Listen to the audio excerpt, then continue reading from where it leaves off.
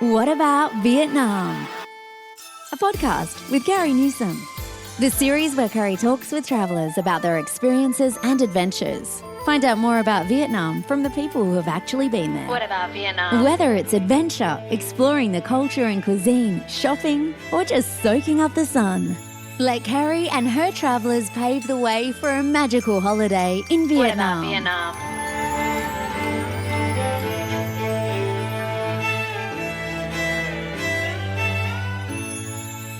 Xin Chao and welcome to What About Vietnam.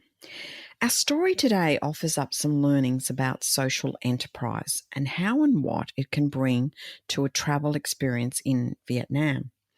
While it may not be for everybody, you would be crazy not to listen to what my guest today has to share with us about what social enterprise can do for a country and how it can deepen your experience of Vietnam and its people.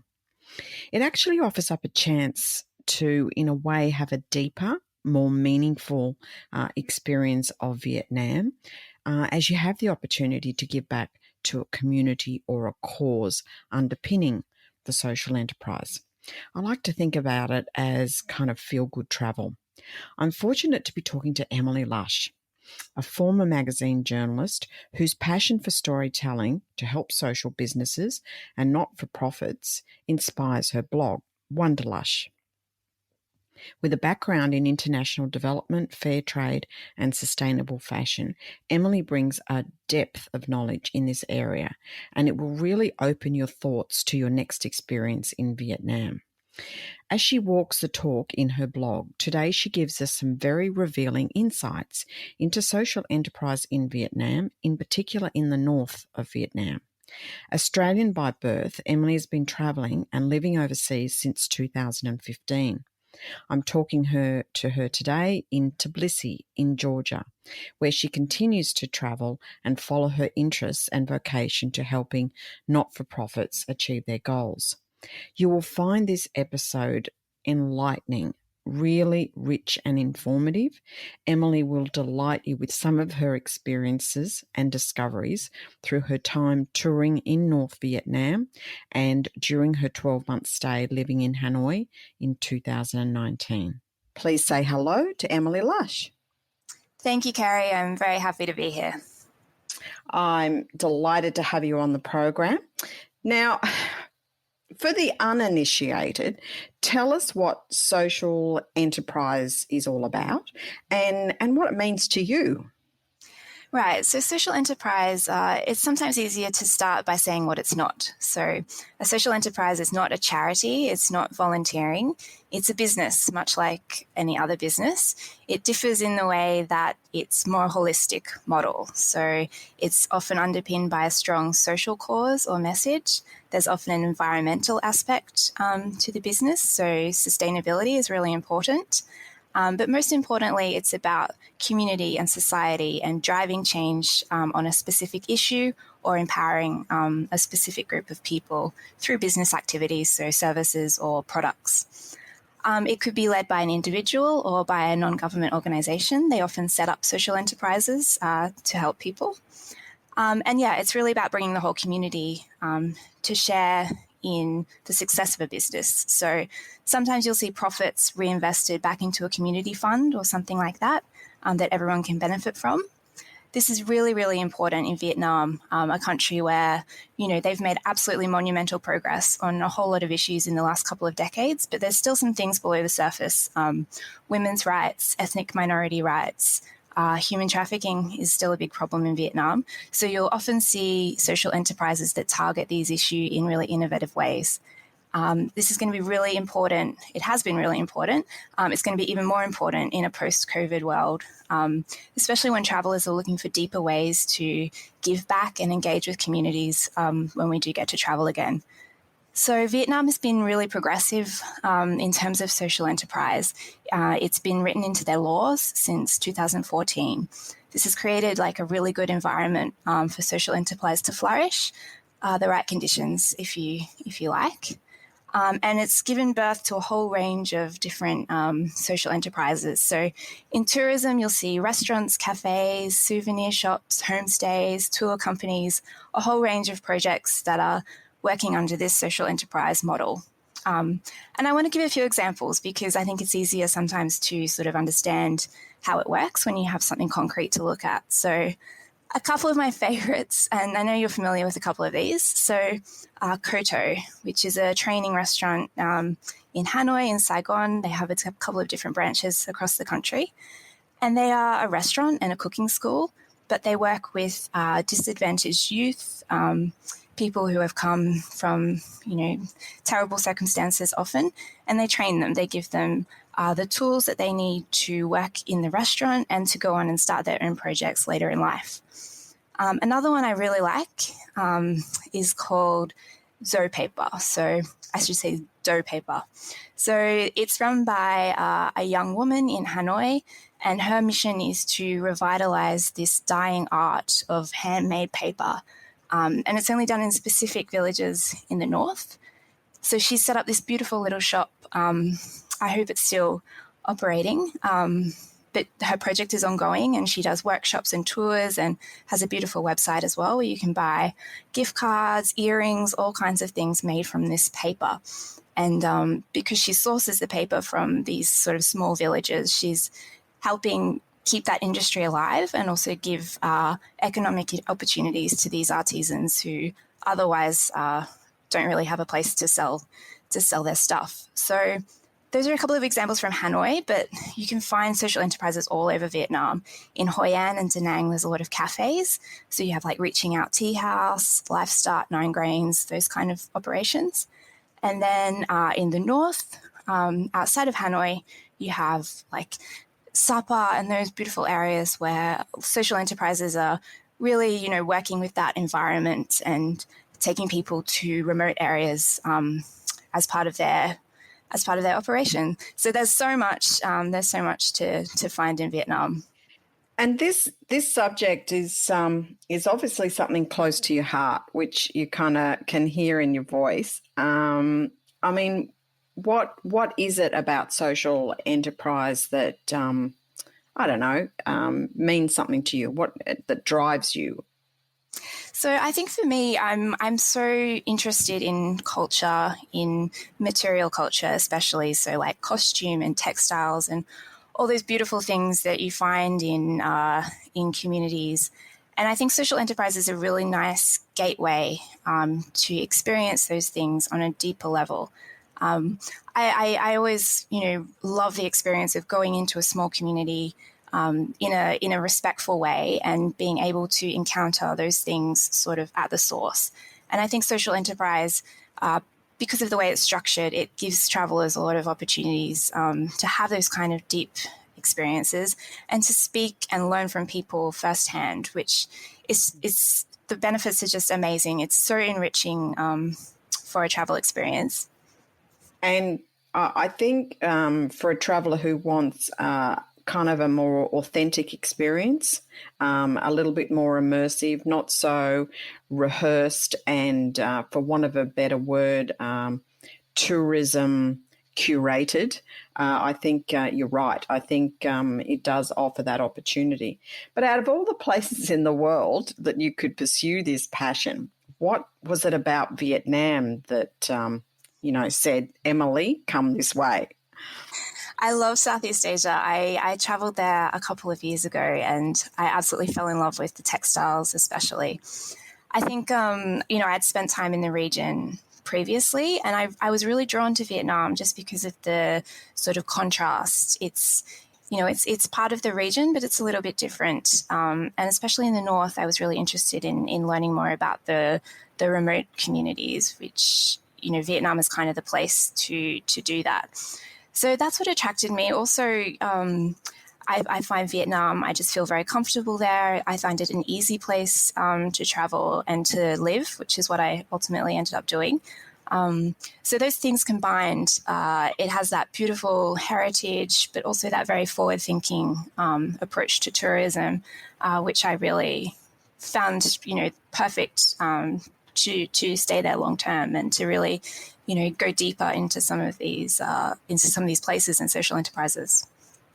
And we're probably going to talk on another session about the difference between actually visiting a place. And as you said, you were able to visit there for a month or so, but then decided to come back and live there for a year, which I guess offered you the opportunity to do more smaller trips and things and that, basing yourself in Hanoi.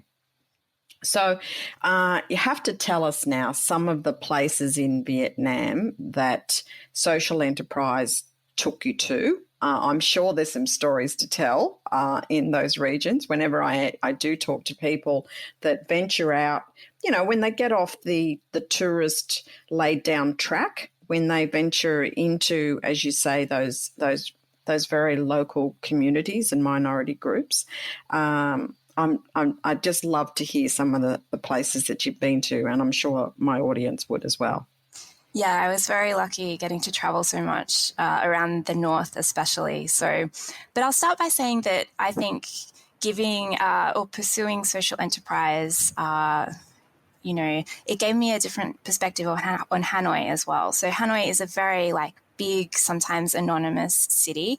And seeking out these places, I made some incredible relationships and got to experience some really, really fantastic social projects that are happening in Hanoi. So I think it can be enriching, even if you're just in the city as well.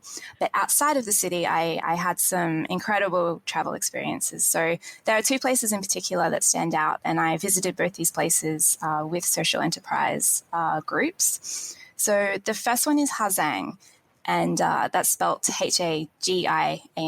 So it's the area in far northern Vietnam, east of Sapa, but it's still along the border with China. And this is it's sometimes called a Sapa alternative or the new Sapa because it's fairly remote. It's not very touristy at the moment. It was the last part of Vietnam to sort of open up to tourists. It takes a long time to get there, which is one of the trade-offs. And it's got, I think it features a lot in photos, when they show northern Vietnam, though all those windy bends with those roads, etc. That's that region, isn't it? That's that region, exactly. So the thing to do in Ha Giang is to jump on a motorbike and go hurtling around those hairpins, which slowly you have to take caution. But look, I've lived in Southeast Asia for a long time and never driven a motorbike, so it's not my thing. Wow. And I was traveling with my dad, so we had a different experience, and this is part of the reason we went with the social enterprise, because they do tours by car. So we were able to go up there with a private driver and a guide who is very embedded in the community and works with a lot of people up there. And it was just a terrific experience. And we had that adventure, but, from the safety of our comfort zone. So it was kind of a blend of those two things. And I think you're right. I think it's up to the individual how they want to experience that region in particular. There's certainly the people who do it on bikes and just rave about it. I'd probably be a little bit more like you, Emily. I'd probably be doing it from the comfort of a car. Those windy bends, however, I can tell you on a bus, etc., can be quite lurching for people, because it is way out there, isn't it? It's quite untouched, which is a marvel in itself, I think, and that's what Vietnam offers. That people, think, in the first sense, it's just, trillions and trillions of motorbikes, but it does have a lot of wide open, beautiful spaces. And I think post-COVID, it's going to draw those travellers. And I'm hoping that they will follow your lead a little bit in the social enterprise space, because I think from a recovery perspective, that's what Vietnam's going to need. And I think they do it better than a lot of countries. For some reason, they just have a great community spirit, which is why they dealt with COVID better than many other countries, because they were concerned about their own community. So, anyway, so that's one of your favourites, or that's a standout. Tell us more. The other one I wanted to mention is a place called Dabac, and this is in Hua Binh province, it kind of borders on Hanoi, so it's just about 3 hours west of the capital, via another very bumpy, sort of treacherous road. But this part of Vietnam is pretty, it's not known among tourists at all. It's pretty remote again, while still being, a lot closer to Hanoi than Ha Giang. So here in Dabac, there is a project run by an NGO called Action on Poverty, who have a strong presence in Australia as well. And I went over there to check out their homestays. They work with a network of villages around a reservoir, really beautiful environment in Dabac, and they've worked with a range of families to set up homestays in these beautiful traditional wooden homes. They do meals, they've had really practical training in catering to tourists' needs, so they can do anything you need, vegetarian, vegan, whatever. Beautiful homestays, really comfortable places, and then just this pristine environment, rice fields for days, the classic Vietnam that you sort of conjure up when you think about traveling in the north. Just a really beautiful part of the country. And one thing that I did there that is very memorable and sort of sticks out was a traditional red sao herbal bath. So you can do this in Sapa as well, but they offer them in Dabac, and you basically sit in a wooden, it's almost like a barrel that is a traditional bath, and they fill it up with water and these medicinal herbs that they've collected from around the village. And the water gets heated up with this special wood, and you sit in the bath and soak. And in this particular room at a homestay where I was, it was just a window overlooking the rice fields, and you just sit there and kind of relax. It was beautiful. I did something a little bit similar in Mai Chau, and you're right. It's the richness of that wooden bath, and then just the simplicity of the view. It's just pure nature. There's just it is quite a memorable, beautiful, healing.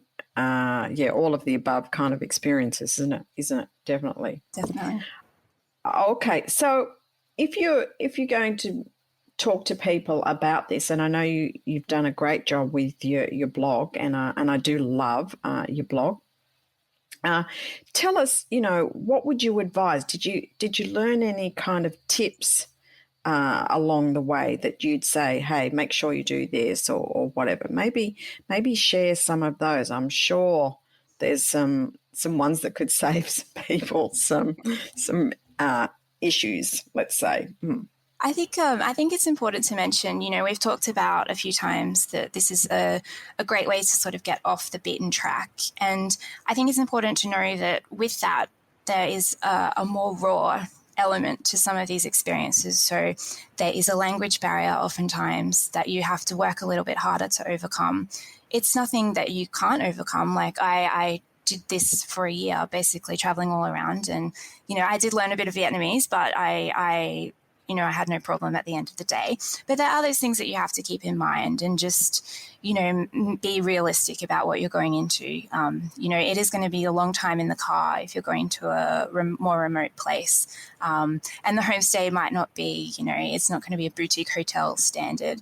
So as long as you're prepared for that, and you can enjoy it for what it is, I think that's Yes. important to keep in mind. But otherwise, you'll find that especially in Vietnam, one thing that struck me was how professional these social enterprises are. They really do their research. They really do their, European class training, European standard training to get people up to a good level of service, which is really, really important for a sustainable project. So while you do have to temper your expectations a little bit, I think a lot of people get intimidated, especially at the idea of a homestay, but you'll find the standards are pretty good, especially in the north.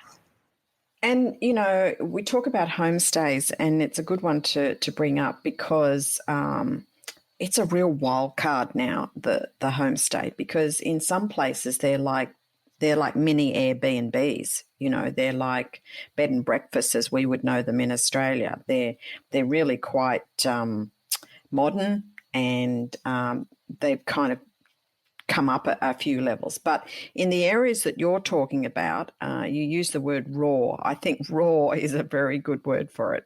It doesn't always include a hot shower or a comfortable bed, and sometimes that shower is outside, and the meals definitely would not be catering to all tastes, etc. You're not going to get a sheet with a menu choice, etc. You're going to get what the family's eating that day or that night, etc. So you're right. Setting people up so that they understand what to expect, I think, can avoid disappointment for the people who go there that go, oh, that's too raw for me. And then for other people who have gone to other places and not had that experience and are disappointed and going away with the thought that, to get an authentic experience, that's all rubbish. So, yeah, just trying to find and navigate that path, I think, is important, and I'm glad you've mentioned it, because I get a lot of people who say, what's a homestay? And, it's not an easy question to answer in one sentence because of that diversification of homestays. I think in Hoi An alone, they stopped giving out licenses because there was like 340 homestays. Wow. And that's in addition to their hotels. So, yeah, it's a bit crazy as that area. Anything else? I'll just, on that note, because it is becoming quite trendy, there will be places that sort of use that title that might not give that sort of experience. So again, a social enterprise that is like underpinned by a good code of ethics and they're vetted, they're reviewed, they have a name for themselves, that can be a good way to find these more quote unquote authentic places. And, often they are the more remote rural places where you're going to find this raw experience if that's what you're after. So that's another way that social enterprise can be really helpful to seek those out specifically, because they do the research, they do the legwork, and they're very good about offering a high quality and meeting your expectations. The other thing I want to touch on this, which comes up around social enterprise in my experience, is price and cost. There's still that illusion that everything in Vietnam is cheap.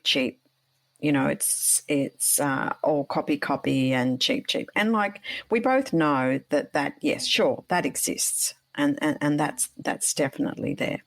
But when you go to social enterprises and you're buying something that's handmade or whatever, you're often going to be paying quite a high price. And, I've seen some tourists really push back on that, is going, I wouldn't be expecting to pay that.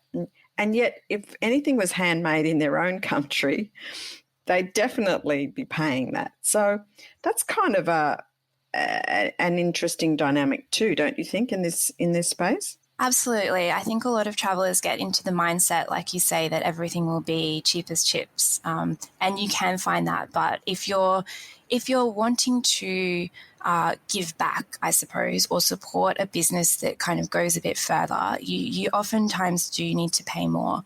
And I think there's a responsibility on the brand, on the company, to justify that, to tell the story behind the product, to explain where that money is going. And I think that makes the decision for travelers easier. If you can see, 10% of what I'm paying, it might be 20% more than this other shop, but 10% is going to go into community fund, and they're aiming to build a library for this small village so that children can learn their ethnic minority language going forward, for example. I think that makes the decision a bit easier. And I think, I think most travelers who go to Vietnam, Southeast Asia, they are interested in leaving something good and meaningful behind when they leave. A lot of people They have a great experience in Vietnam and they feel very connected to people and to culture there. And it's a really nice opportunity to be able to give something back. And oftentimes, you will be paying a bit more, but I mean, obviously, I think it's more than worth it. And these are the experiences that, after a year in Vietnam, these are the things I remember most vividly and really look back on most fondly. And also the items that I've purchased that I hold on to, and because I paid a bit more as well, they're even more precious to me because I know the story of who made it, where it came from, what it's made from. All those layers, I think, just contribute to, making that decision. It's a personal decision at the end of the day, but I think it's more than worth it. And, I can relate to that very well because let's face it, one 5-star hotel is pretty much the same as another. But if you are going to a country like Vietnam and you do want to, feel like you've actually been to Vietnam, so you've experienced something of the authenticity, the culture, the history. I mean, it's got such a huge history, and some people still think of Vietnam as the Vietnam War. I can remember very early on one of my visits, one of the tour guides said, Vietnam is a country, not a war. Mm. And I went, whoa, I'm going to take that away with me.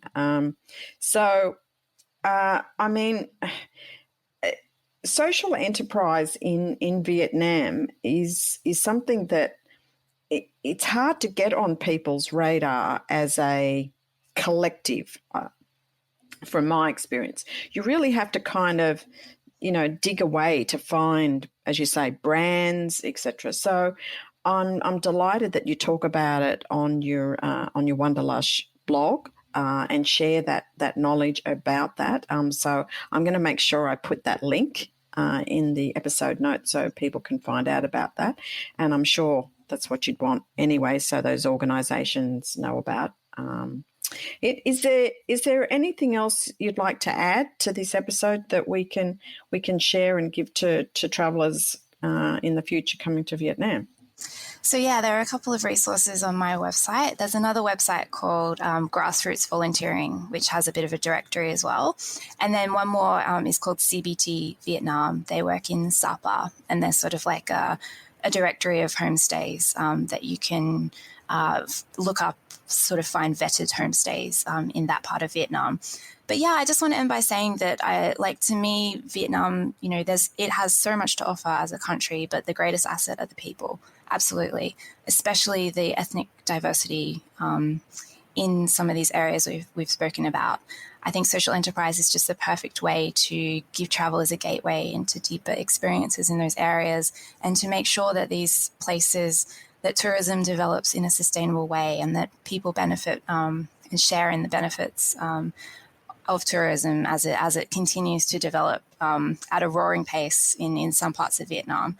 I strongly recommend seeking out these places. It is getting easier. Like you say, it's an ecosystem. Once you sort of find one, you can ask the owner. Everyone is working together, which is another really nice thing about it. It's a very supportive environment for business owners.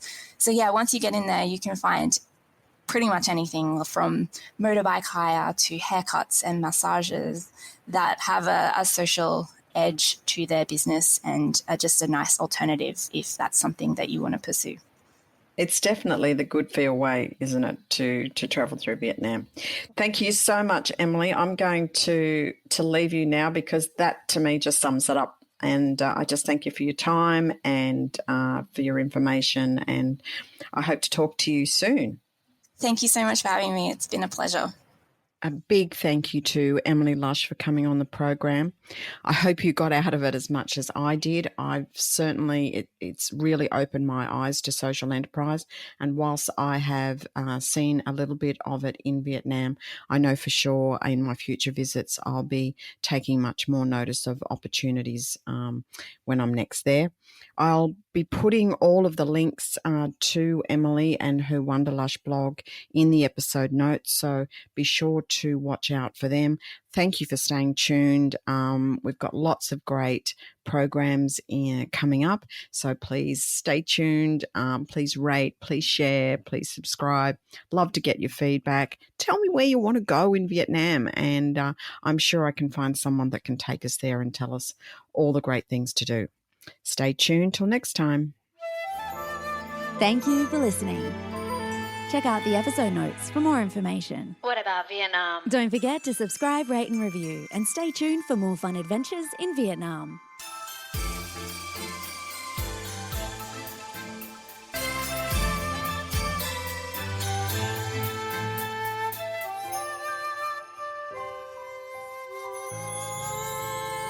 What about Vietnam?